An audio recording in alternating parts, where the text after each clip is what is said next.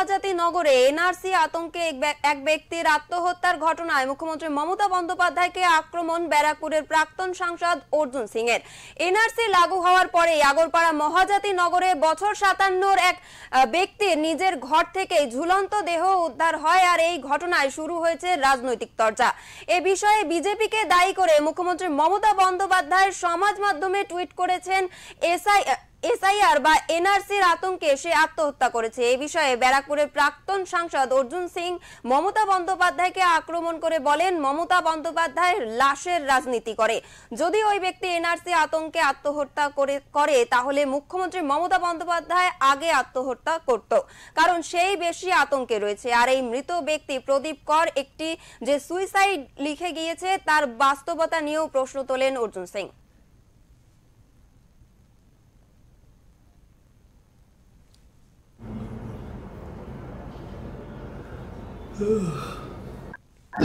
মমতা ব্যানার্জি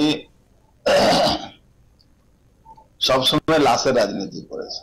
মমতা ব্যানার্জি প্রথমে কি বললো, এসআইআর হলে আগুন জ্বলবে, এসআইআর হলে লন্ডভন্ড হয়ে যাবে, এসআইআর হলে অমুক করে দেবো তমুক করে দেবো, 1 লাখ লোককে নিয়ে ঘেরাও করব, ইলেকশন কমিশনকে ঘেরাও করব।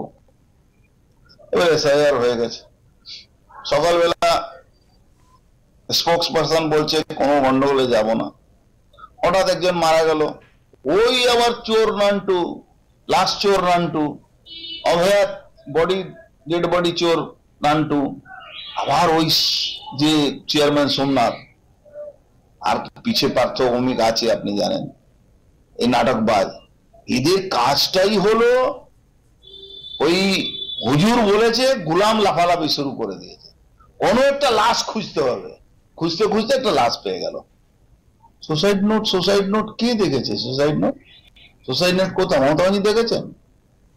মমতা ব্যানার্জি দেখার অধিকার আছে না? এই লাশ চোর নান্টু দেখার অধিকার আছে না? ওই লাশ পোড়ানো, ডেড বডি পোড়ানো ওই সোমনাথের দেখার অধিকার আছে না? পার্থ, এই নাটকবাজ পার্থ দেখার অধিকার আছে? সুসাইড